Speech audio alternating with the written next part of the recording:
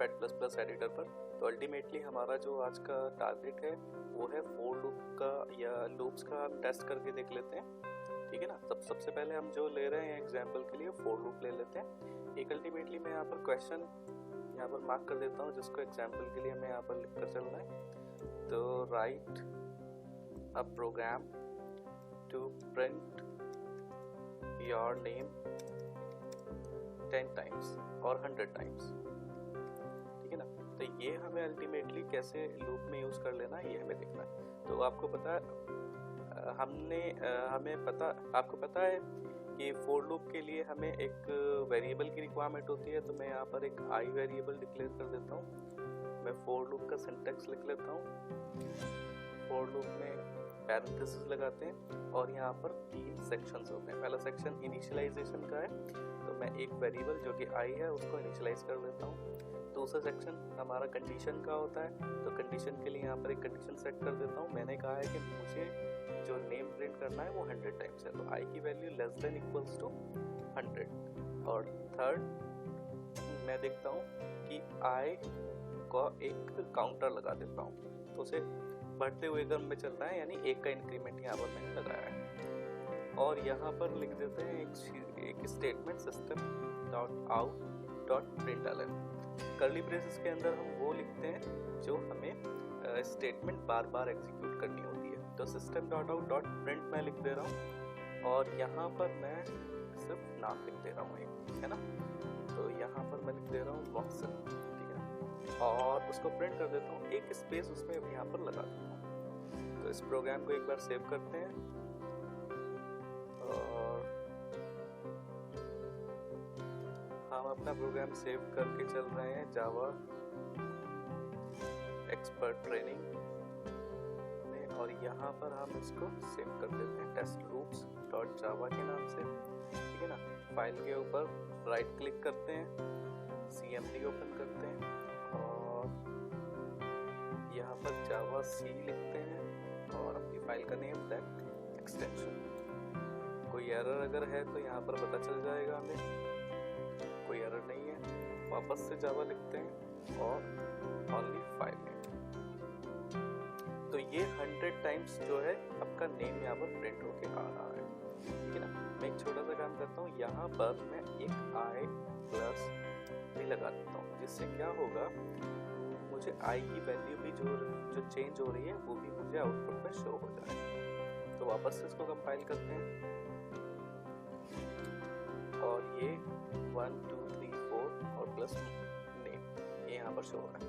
मैं क्या करता हूँ, यहाँ से नेम हटा दे रहा हूँ, सिंपल मैं आई प्रिंट कर दे रहा हूँ और एक स्पेस लगा दे रहा हूँ उसमें। Save and again run the program, first compile it again and just run it. तो ये 1 से लेकर 100 तक आ गया।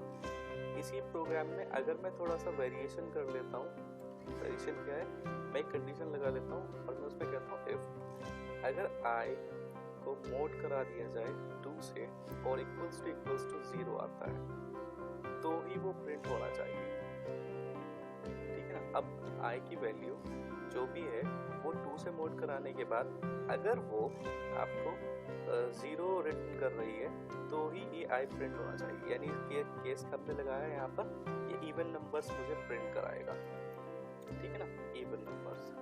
तो चलिए देखते हैं इसको।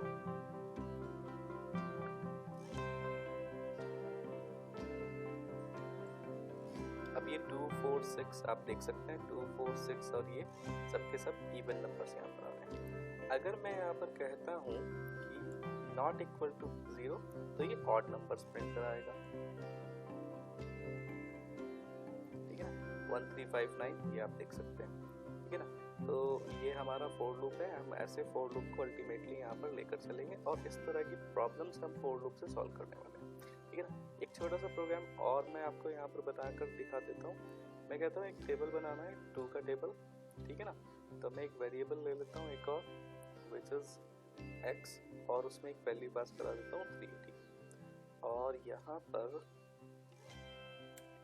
हम system dot out dot print ln और उसमें हम क्या करते हैं, हम यहाँ पर लिख देते हैं x इंटू आई और इसको सेव करते हैं और वापस से कंपाइल कराते हैं और रन कराते हैं। तो यहाँ पर 369, ठीक है ना। अब मैं टेबुलर मोड में चाहता हूँ। टेबुलर मोड का मतलब क्या होता है, मैं चाहता हूँ कुछ ऐसे लिखा है 3 इंटू 1 इज इक्वल्स टू 3, ठीक है ना। ऐसे 3 इंटू 2 इज इक्वल्स टू 6, ये मैं चाहता हूँ। तो सबसे पहले मैं यहाँ पर क्या करूँगा, यहाँ पर 3 को लेकर आने की कोशिश करता हूँ विच इज x और उसको कॉन्कैटिनेट करूँगा और यहाँ पर लिखूंगा इनटू, वापस से उसको कॉन्कैटिनेट करूँगा और यहाँ पर लेकर आना चाहता हूँ मैं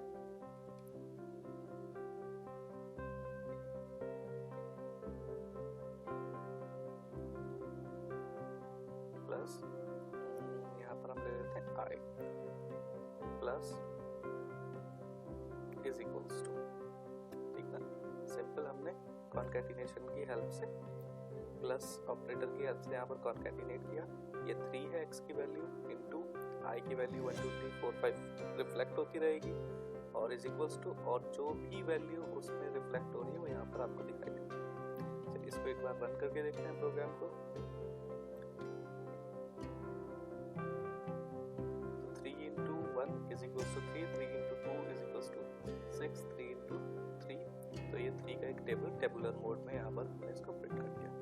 मैं अगर ये वैल्यू 3 की जगह कुछ और हटा लगा देता हूँ 6, तो वो 6 का टेबल मुझे प्रिंट करेगा, ठीक है ना। और यहीं पर अगर हम यूजर से कहते हैं कि वो वैल्यू कुछ प्रिंट करे ना, तो हम यहाँ पर एक इंपोर्ट लगाते हैं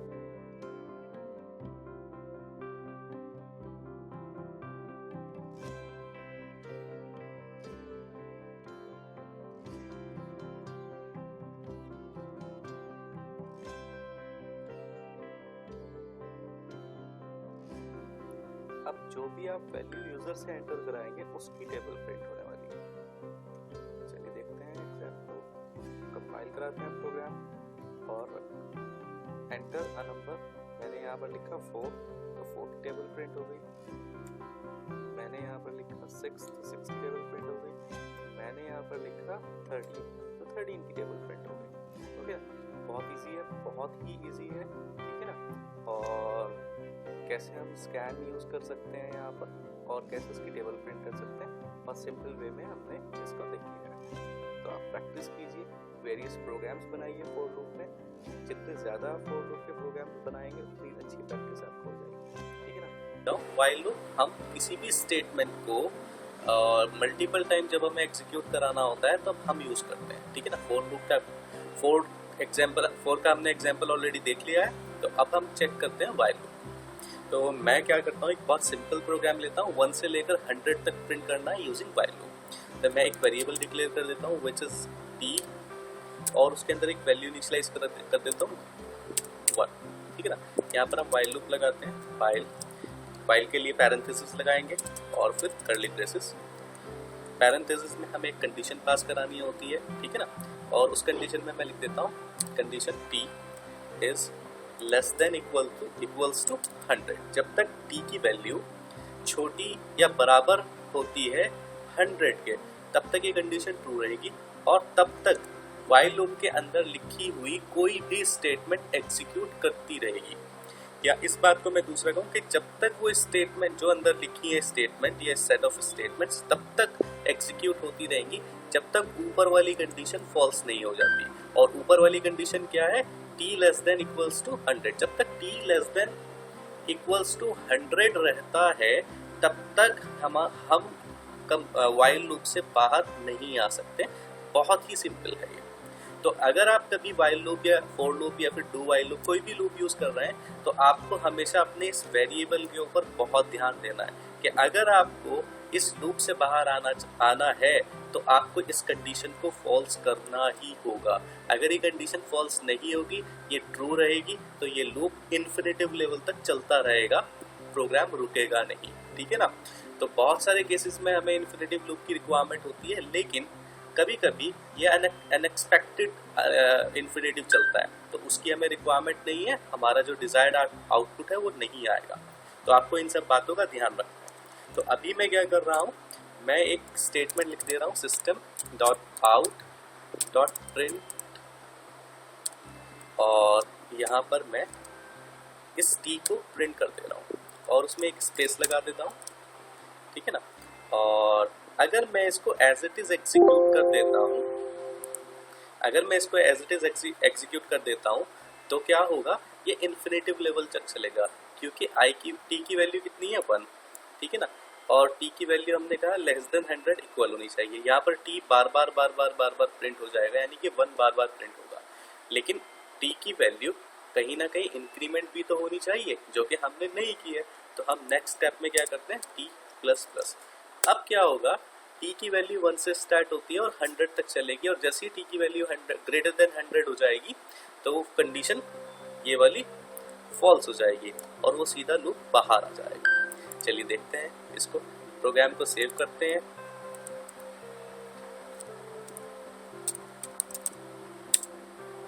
कमांड प्रॉम्प्ट ओपन करते हैं, cmd, ठीक है ना, और यहाँ पर हम लिखते हैं जावाc, फाइल का नेम एंटर डॉट जावा। और अगर कोई एरर है तो हमें यहाँ पर पता चल जाएगा, कोई एरर नहीं है। अगेन फाइल का नेम जावा एंड फाइल का नेम। तो ये हमने 1 से लेकर 100 तक यहाँ पर प्रिंट कर दिया है, ठीक है ना, बहुत सिंपल है। अगर मैं इस टी प्लस प्लस को हटा देता हूँ जैसा कि मैंने बताया है, तब क्या होगा, एक बार वापस से इसको कंपाइल करते हैं और फिर एग्जीक्यूट करते हैं। अब ये देखिए 111 इन्फिनेटिव लेवल तक प्रिंट हो जा रहा है, ठीक है ना। तो ये हमारा क्या होगा, ये प्रॉब्लम क्रिएट करता है। तो अगर आपको इससे बचना है तो आपको ध्यान से अपना लूप यूज करना है और उसके अंदर सब चीजें यूज कर लेनी है।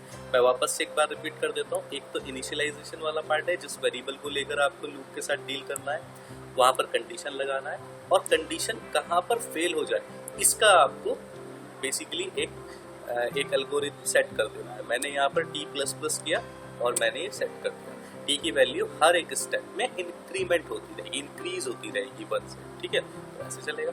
मैं इसमें एक काम और कर सकता हूँ, t is equals to t plus 10। तो अब क्या होगा, मैं वापस से आपको दिखा देता हूँ। वापस कमांड प्रॉम्प्ट ओपन करते हैं और यहाँ पर कंपाइल करते हैं उसको पहले और रन करते हैं।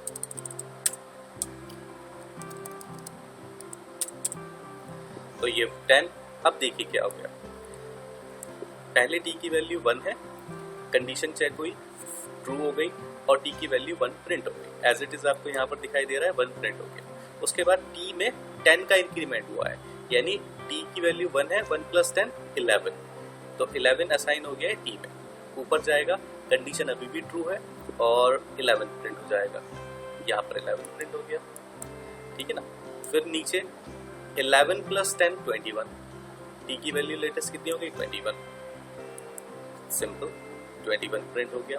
फिर 31 90, 91 के बाद भी 10 का इंक्रीमेंट हुआ था विच इज 101, लेकिन हमने कंडीशन क्या लिखी हुई है यहाँ पर हमने 100 लिखी। जैसे ही 100 से ऊपर जाएगा कंडीशन फॉल्स हो जाएगी और ये बाहर आ जाएगा, ठीक है ना। तो बहुत सिंपल तरीके से हमने इस एग्जाम्पल को देखा है, ठीक है ना, और आप भी प्रैक्टिस कीजिए और व्हाइल लूप को अच्छे से यहाँ पर अच्छे उसके क्वेश्चन जो है वो प्रैक्टिस कर लीजिए।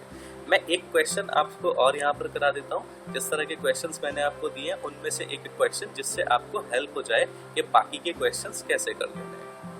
तो मैं यहाँ पर एक रिपोर्ट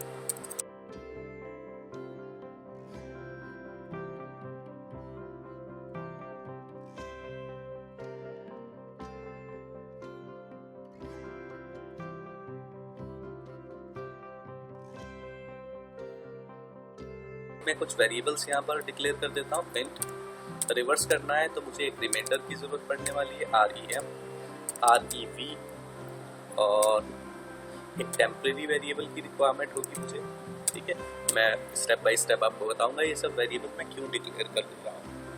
तो सबसे पहले हमें क्या करना है, एक नंबर है हमारे पास, अब मुझे नहीं पता कि यूज़र ने वो नंबर क्या एंटर कराया है, तो सबसे इम्पॉर्टेंट बात तो यही पता चलनी है कि वाइल लूप में यहाँ पर क्यों लगाऊं, क्योंकि वो नंबर कुछ भी हो सकता है। फॉर एग्जाम्पल वो नंबर 21 हो सकता है, वो नंबर 3154 हो सकता है, वो नंबर 89967 हो सकता है, 65 हो सकता है।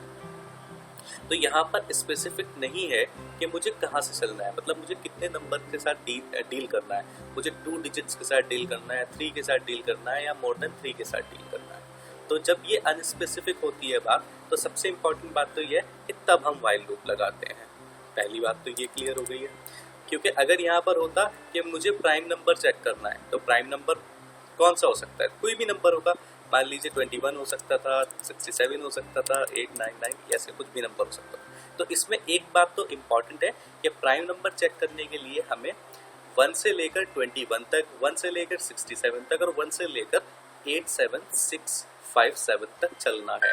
और अगर वो 1 को और अपने आप को छोड़कर किसी से कट रहा है, तब तो वो प्राइम नंबर है, अदरवाइज नहीं। तो इस वाले प्रोसेस के अंदर हमने देखा एक पर्टिकुलर पॉइंट से लेकर दूसरे पर्टिकुलर पॉइंट तक हम चल रहे हैं, तो इसलिए फॉर लूप यूज होगा। लेकिन अभी हम क्या कह रहे हैं, अभी हमें करना है रिवर्स। तो हमें रिवर्स के लिए यहाँ पर ये देखना है कि यहाँ पर तो कुछ गिवन ही नहीं है, 21 है तो 21 को रिवर्स करना है, यानी 2 डिजिट्स को करना है। यहाँ पर ये 3 डिजिट्स हैं, यहाँ पर ये 5 डिजिट्स हैं, और कहाँ से स्टार्ट हो रही है, कहाँ पर नहीं जा रही है, ये भी हमें नहीं समझ में आ रहा है, ठीक है ना। तो ऐसे केसेस के लिए हम वाइल लूप यूज कर लेते हैं, बहुत सिंपल है। एक एग्जांपल के लिए लेता हूँ, यहाँ पर 6 5 9, इसको हमें रिवर्स करना है, जो कि रिवर्स करने के बाद हमें पता है कि आ जाएगा 9 5 एंड 6, ठीक है ना। ये नंबर रिवर्स करने के बाद आ जाएगा। तो अब आप इसमें एक सबसे इंपॉर्टेंट बात देखेंगे, ये सबसे लास्ट वाला नंबर उठाया हमने और सबसे पहले पुट कर दिया, सेकंड नंबर उठाया और हमने सेकंड पर पुट कर दिया, और यहाँ पर सबसे फर्स्ट नंबर उठाया और उसे लास्ट पर पुट कर दिया। तो अल्टीमेटली ऐसे है, लेकिन ये मुझे नंबर एक एक डिजिट उठाकर पुट नहीं करना है, मुझे एज इट इज, ये है 659, इसका बनाना है 956, 956 नहीं बनाना है, ये पूरा का पूरा एक नंबर बनाना है, ये तीनों अलग अलग डिजिट्स नहीं है, ठीक है ना। पूरी एक वैल्यू ये है, पूरी एक वैल्यू ये बनानी है, ठीक है ना। तो उसके लिए मुझे क्या करना होगा, मैं यहाँ पर आपको एक स्टेप बाय स्टेप बताने जा रहा हूँ। तो सबसे इम्पोर्टेंट क्या है, हम एक वाइल लूप लगाते हैं। वाइल के अंदर मैं एक कंडीशन रख लेता हूँ और वाइल का एक अपना ब्लॉक लगाते हैं। अच्छा, मैं अपने नंबर को अल्टीमेटली, मुझे अपने नंबर को, जो मेरा मेन नंबर यहाँ पर स्कैन होकर आया है, उसके साथ मुझे कुछ भी ऐसा काम नहीं करना है जिससे कि मेरी ओरिजिनल वैल्यू खराब हो जाए। तो मैं उसे एक टेम्परेरी वेरिएबल में डाल देता हूँ, NUM, ठीक है ना। तो अब जो भी मुझे डीलिंग करनी है टेम्प के साथ करूंगा, मेरी ओरिजिनल वैल्यू हमेशा स्टोर रहेगी, सेव रहेगी। अब यहाँ पर TEM को मैं कह देता हूँ कि जब तक टेम्प की वैल्यू 0 नहीं होती है तब तक ये लूप चलता चला जाएगा। आप बहुत ध्यान से देखिए, मैंने कहा कि जब तक टेम्प की वैल्यू 0 नहीं होती, इसका मतलब मैं टेम्प के साथ कुछ ना कुछ ऐसा करूंगा जिससे उसकी वैल्यू के ऊपर इफेक्ट पड़ेगा। इसी वजह से मैंने अपनी नम यानी ओरिजिनल वैल्यू को टेम्प में स्टोर किया हुआ है। चलिए अब सबसे फर्स्ट स्टेप देख लेते हैं, हमें क्या करना है। हमें करना है कि जो मेरा ये टेम्प है, जिसके अंदर अभी मैं मानकर चल रहा हूँ 659 है, उसको मोड करा देता हूँ 10 से। देखिए, जब भी मैं किसी को मोड कराता हूँ 10 से, तो उसमें जो रिमाइंडर निकल कर आएगा वो उसकी आखिरी डिजिट होगी। जैसे 659 को 10 से मोड कराऊंगा तो 9 जो है वो रिमाइंडर आएगा, और 9 को स्टोर करा लिया है हमने इस वेरिएबल में, REM यानी रिमाइंडर वेरिएबल। उसके बाद सेकंड स्टेप क्या होता है, मैं एक रिवर्स ले ले रहा हूँ। रिवर्स की एक वैल्यू डाल देता हूँ, अभी फिलहाल के लिए 0, ठीक है ना। अब रिवर्स की वैल्यू कितनी है, 0। तो 0 को मैं मल्टीप्लाई करता हूँ 10 से। किसी की भी मल्टीप्लाई 0 से करेंगे तो ऑब्वियस है कि वो 0 ही आ जाएगा, लेकिन उसमें प्लस कर देता हूँ REM को। तो अब आप देखिए कंडीशन क्या बनती है। कंडीशन जो है कुछ ऐसे, जो सिचुएशन बनकर आई है, स्टेटमेंट का जो रिजल्ट आएगा वो कुछ ऐसा आएगा, 0 × 10 + 9, ओवरऑल it becomes 9। तो फाइनल जो वैल्यू है 9 वो कहाँ पर जाकर स्टोर हो जाती है, REV में स्टोर हो जाती है, ठीक है ना। चलिए आगे चलते हैं। उसके बाद हम क्या करते हैं, जो हमारी ये वैल्यू थी 659, इसमें से हमने 9 के साथ तो ऑपरेशन कर लिया है, अब मुझे 5 के साथ ऑपरेशन करना है। तो मैं अगर दूसरे वर्ड्स में कहता हूँ, मुझे अब 9 की जरूरत नहीं है, हमने उसको यूज कर लिया है, ठीक है ना। तो हम अब क्या करते हैं, हम TEMP is equals to TEMP को डिवाइड कर देते हैं 10 से, ठीक है ना। तो हमने TEMP को रखा है इंटीजर में, हमें बताया अगर हम इंटीजर यूज कर रहे हैं तो इंटीजर के अंदर पॉइंट वैल्यू नहीं आती है। तो अगर 659 को मैं डिवाइड करता हूँ 65.9 आएगा, जस्ट बिकॉज ऑफ इंटीजर, तो इंट वैल्यू यहाँ पर ऑटोमेटिकली पॉइंट के बाद की वैल्यू नहीं रहती है। तो फाइनली जो नंबर हमारे पास रह जाएगा वो होगा 65। तो अब 65 के साथ डील होना है, तो यहाँ पर हमने इस स्टेप को यहीं पर छोड़ दिया है।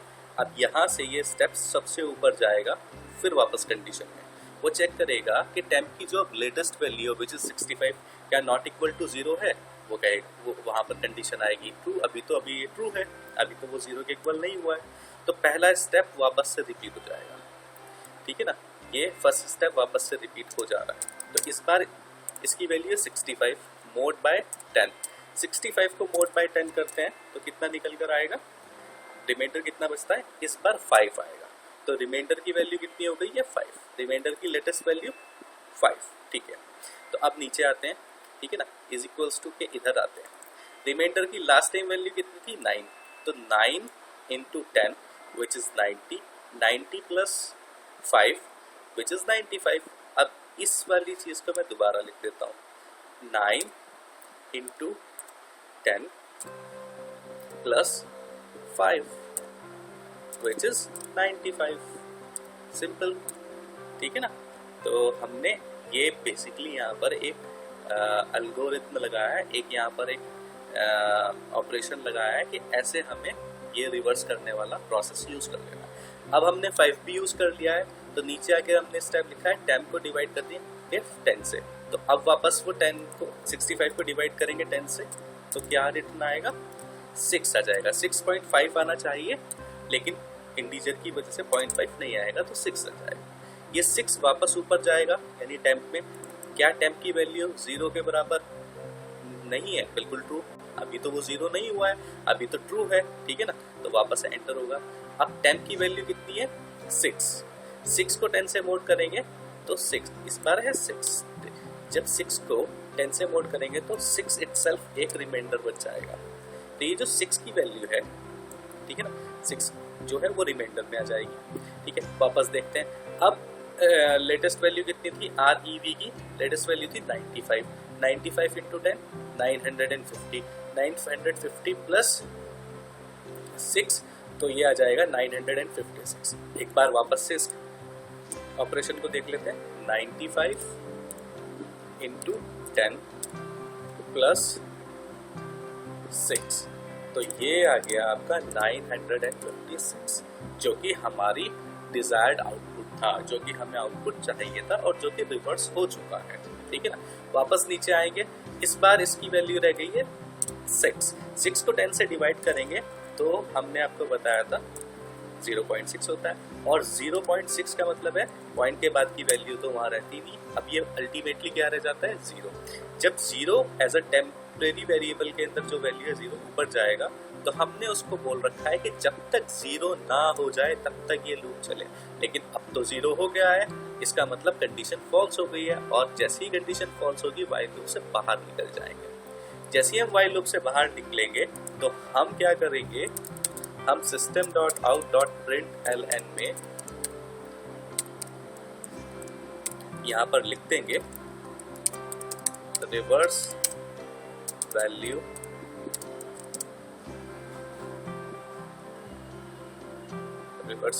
प्लस, और यहाँ पर REV जो वेरिएबल हमने बनाया, और इसको सेव करेंगे, दैट्स इट। तो ये हमारा प्रोग्राम हो गया है रिवर्स करने का, ठीक है ना। चलिए एक काम करते हैं, इस प्रोग्राम को रन करके देखते हैं।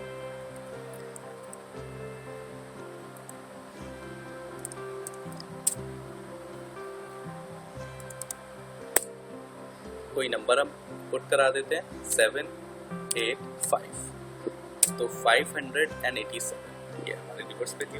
एक और टेस्ट करके देखते हैं, 102 रिवर्स करने के बाद आ गया 201, ठीक है ना। तो ये हमारा अल्टीमेटली क्या हो गया, ये हमारा वाइल लूप का एक रिवर्स नंबर वाला एग्जाम्पल हो गया है। और वाइल लूप को मैंने बिल्कुल बेसिक से आपको समझा दिया है। अब आपके ऊपर डिपेंड करता है कि कितने मैक्सिमम क्वेश्चंस आप इसमें प्रैक्टिस करते हैं और वाइल लूप को बहुत अच्छे से ग्रास्प कर लेते हैं, ठीक है। ओके, चलिए मिलते हैं नेक्स्ट लेसन के साथ नेक्स्ट वीडियो में। Okay, thank you for watching this video, bye bye.